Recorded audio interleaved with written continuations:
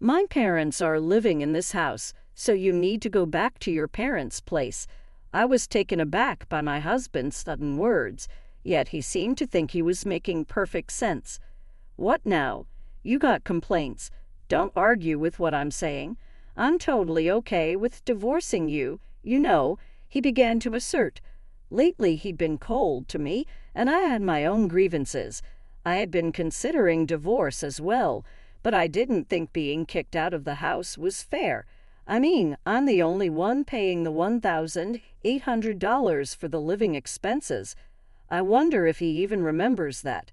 As I stared at him in disbelief, he lost his patience and snapped, "Get out of this house already. If you're here, my parents won't feel comfortable coming." I truly didn't understand why I had to leave, but I said, "All right, I'll take everything I bought with me." Once I agreed, my husband contentedly said, "Get on with it then," and left. I immediately called a resale shop. "My name is Emily. I currently live with my husband, Robert, who's 5 years my senior. Robert and I met when mutual friends introduced us, and we unexpectedly bumped into each other while hanging out with them. It naturally led to us spending a day off together. You know, I'm actually thinking of becoming a voice actor. I'm studying for it now," Robert said. Listening to Robert, I thought his deep voice was indeed impressive. I've always had a soft spot for soothing voices, and I felt drawn to his. He probably sensed my interest. Soon Robert and I exchanged contact information, suggesting we should hang out alone. With my agreement, before we knew it, we started dating. Neither of us explicitly said we should date, but we found ourselves in a relationship. Being young at the time, I thought, this must be what adult romance feels like.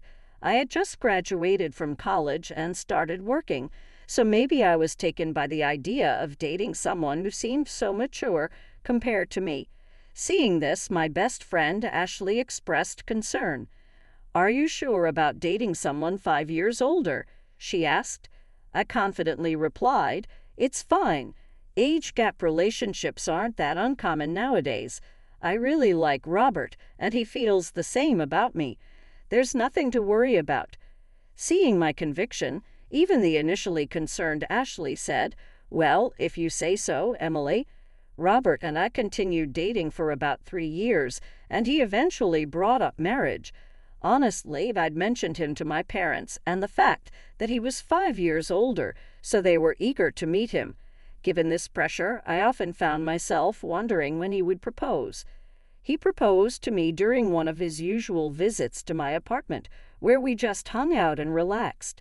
Normally, I'd expect a proposal to happen in a more romantic setting, but this casual approach felt very much like Robert. I didn't mind it. In response to Robert's proposal, I said, "Sure, let's get married."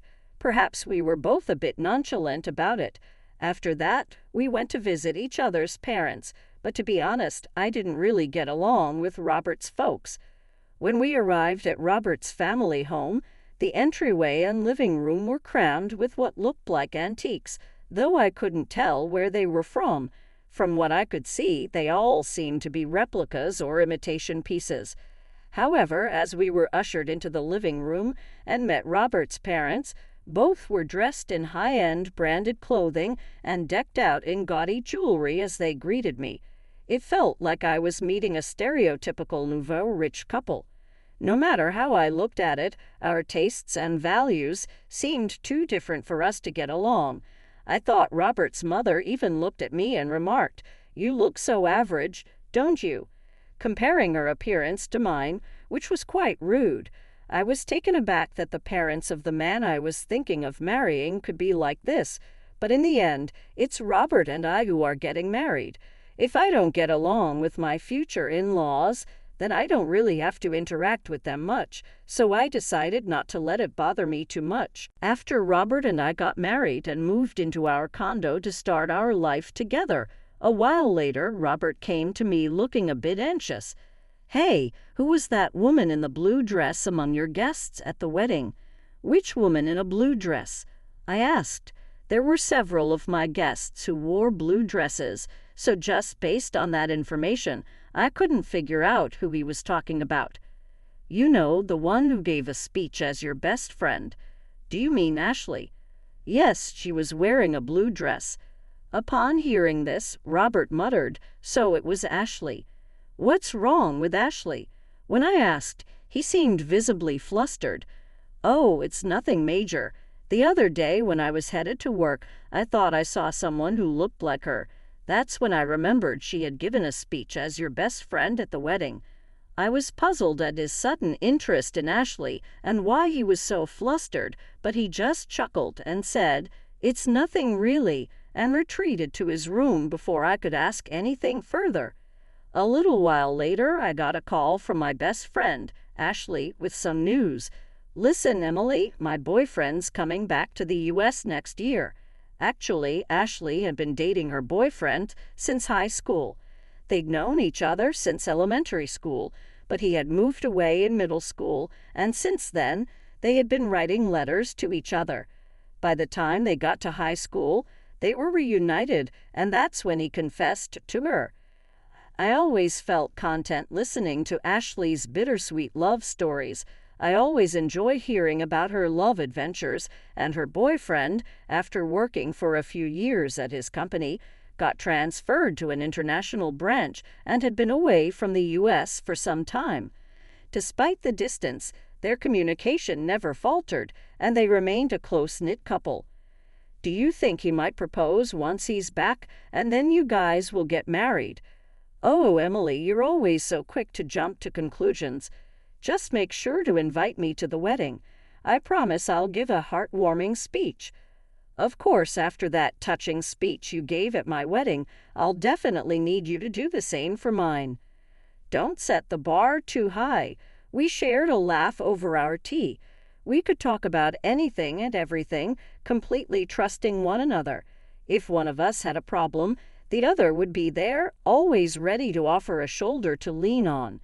It was around this time that I started noticing Robert coming home later and later. "Working late again today?" I asked. "Yeah, you think I shouldn't work or something." Even after getting married, Robert held on to his dream of becoming a voice actor. While studying for that career, he couldn't quite see the results and had to work part-time jobs to make ends meet. Yet, all the money Robert made from his part-time jobs went straight to his voice acting classes, so I had to cover all our living expenses. That's why we couldn't really save up a shared savings. After a while of being married, I realized Robert wasn't willing to give up on his dream for the sake of our family. I kept wondering if part-timers really had to work so much overtime. Robert's daily overtime added to my worries. "Hey, haven't you been working too much lately? They shouldn't be making you do so much overtime, even if it's just a part-time job. I told you I'm fine. More money is always better. Just keep your opinions to yourself." By that time, Robert had stopped calling me by my name and just referred to me as you. When we got married, I genuinely believed he would speak to me more gently and frequently. But after our marriage, I ended up hearing harsh words from him most of the time. The once gentle and deep voice of Robert turned solely into a harsh one.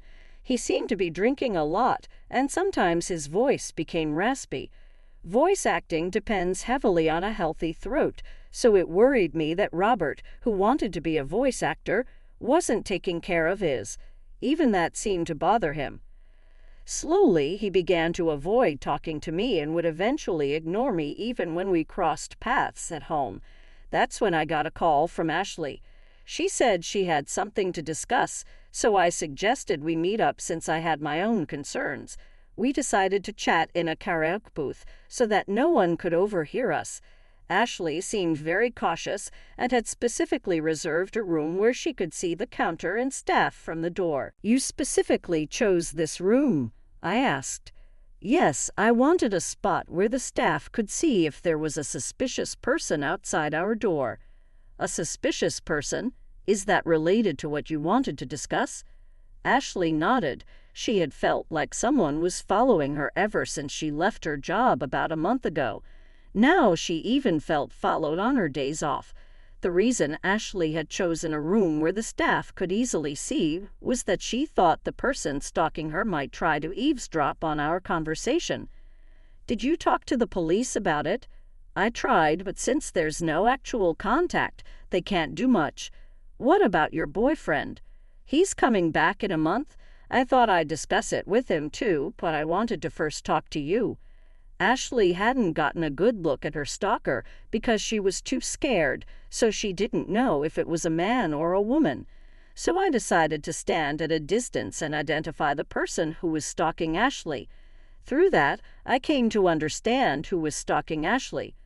Although I couldn't discuss my rocky relationship with Robert, in retrospect, maybe it was for the best, because the one following my best friend Ashley was none other than my husband Robert. He would tell me he had to work overtime daily, but after finishing his shift, he would lurk near Ashley's workplace and tail her when she left. I couldn't believe that the person scaring Ashley was someone so close to me. When I found out, I was beside myself. The look on Robert's face when he was following Ashley was downright creepy. He had this sleazy, unsettling grin. I fell in love and married this man. The instant I saw his face was the moment the love that lasted for a century turned cold.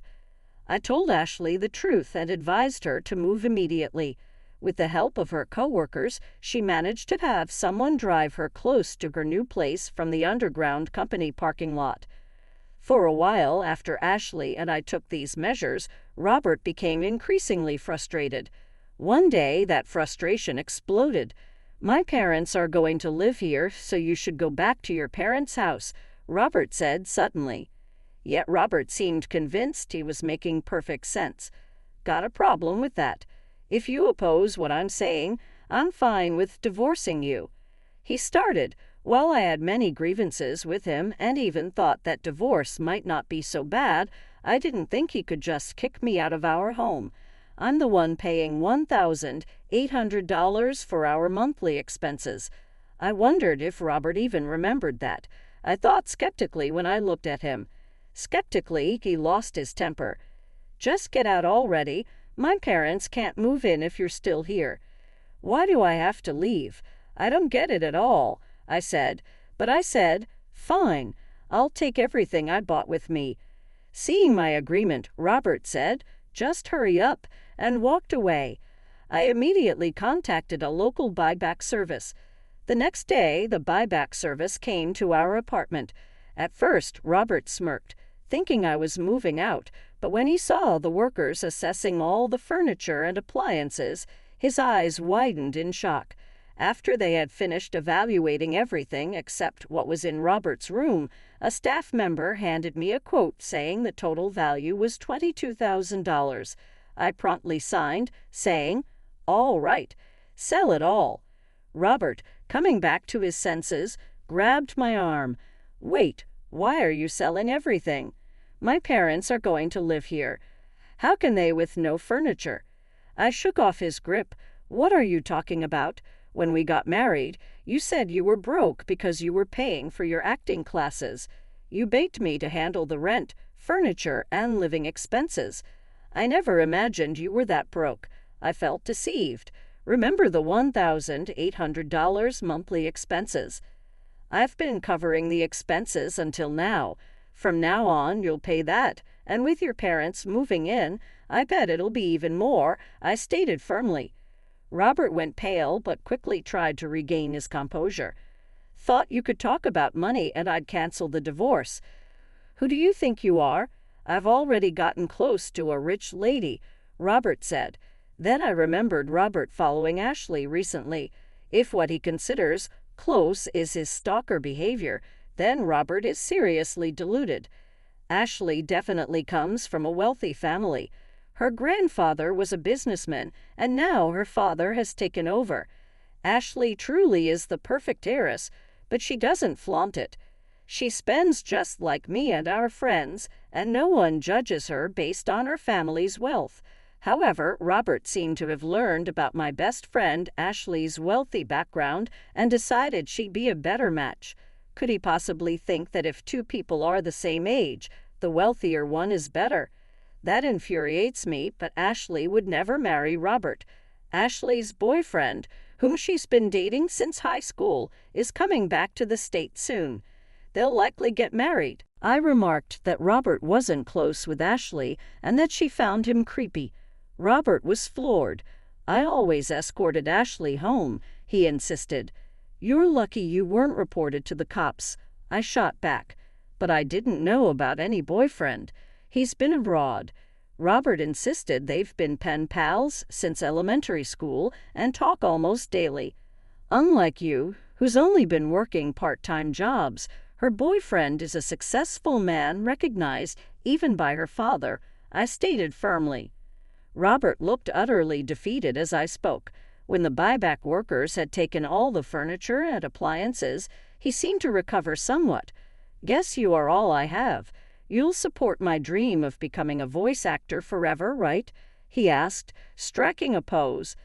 I gave him a cold look and said, Excuse me, I've already been to the divorce lawyer's office and started the process. Let's communicate through our attorneys from now on. Robert, perhaps thinking I still had feelings for him, clung to my waist. Don't say things like that. Haven't we been getting along all this time? Getting along? Ever since you found out my best friend Ashley is a wealthy heiress, you've been cold to me and started hanging around her right after I married you. I realized it was a mistake, I declared. Robert started crying like a little boy, even though he's 5 years older than me.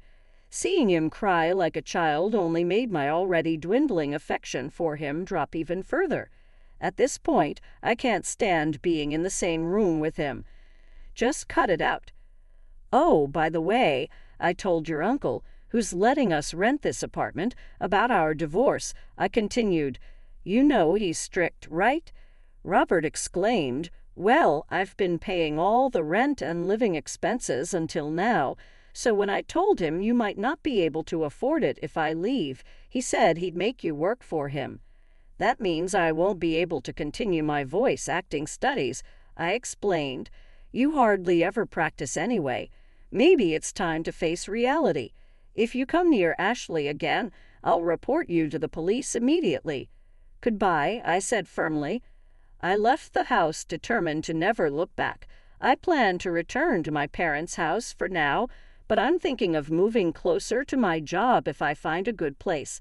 As for Robert, it seems his uncle kept his word and made Robert work at his company. Soon after, Robert's parents, who had been planning to leech off their son after he married the wealthy heiress, also moved into the apartment.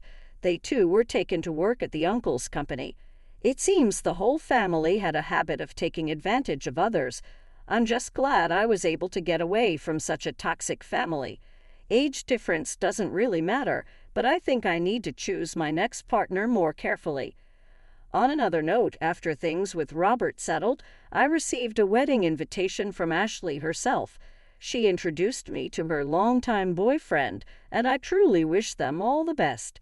My first marriage didn't work out, but I hope Ashley's marriage will last